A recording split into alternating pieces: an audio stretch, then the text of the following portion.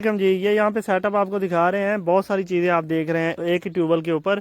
ये इंजन पड़ा है जी, वो इनकी वो पुली है जिसके ऊपर ट्रैक्टर की मदद से इस बोर को चलाया जा सकता है। ये मोटर पड़ी हुई है 30 हार्स पावर की, और वो पैनल पड़े हुए हैं टिब्बे के ऊपर, तो वो भी आपको दिखाते हैं कि कितने पैनल्स के ऊपर।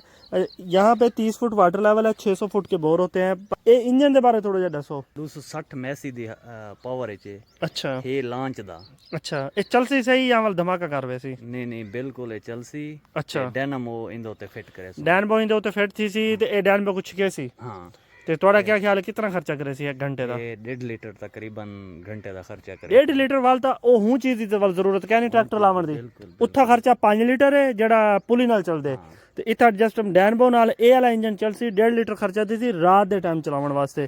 ਤੇ ਬਾਕੀ ਇਹ ਮੋਟਰ 3 ਹਾਰਸ ਪਾਵਰ ਦੀ ਪਾਣੀ ਫੁੱਲ ਕਰੇ ਸੀ। फुल बिल्कुल। ਚਲੋ ਇਨਸ਼ਾਅੱਲਾ ਇਹਨੂੰ ਸੈੱਟ ਕਰੋ ਵਾਲ ਦੇते हैं। ਉੱਤੇ ਤੱਕ ਪੈਨਲ ਦਿਖਾ ਦੇਣੇ ਅਸੀਂ ਆਵਾਂ, ਜੋ ਪੈਨਲ ਟਿੱਬੇ ਦੇ ਉੱਤੇ ਰੱਖ ਦਿੱਤੇ ਨੇ ਭਾਈ ਨੇ। ਫਿਰ ਭਾਈ ਇਤਨੇ ਉੱਚੇ ਉਸ ਪੈਨਲ ਰੱਖ ਦਿੱਤੇ ਨੇ ਤੇ ਅੱਲਾ ਨਾ ਕਰੇ ਕੋਈ ਹਵਾ ਅੰਧਾਰੀ ਆ ਗਈ ਤੇ ਵੱਲ ਇਹ ਲਬਸਨ तो ਤੈਨੂੰ ਕਹਣਾ ਕਿ ਜੋ ਅੱਲਾ ਨਾ करे। नहीं बस हफ्ते तक इंदा सेटअप करे सो इथा ही। ठीक है, इतना ही इंदा सेटअप करने पे।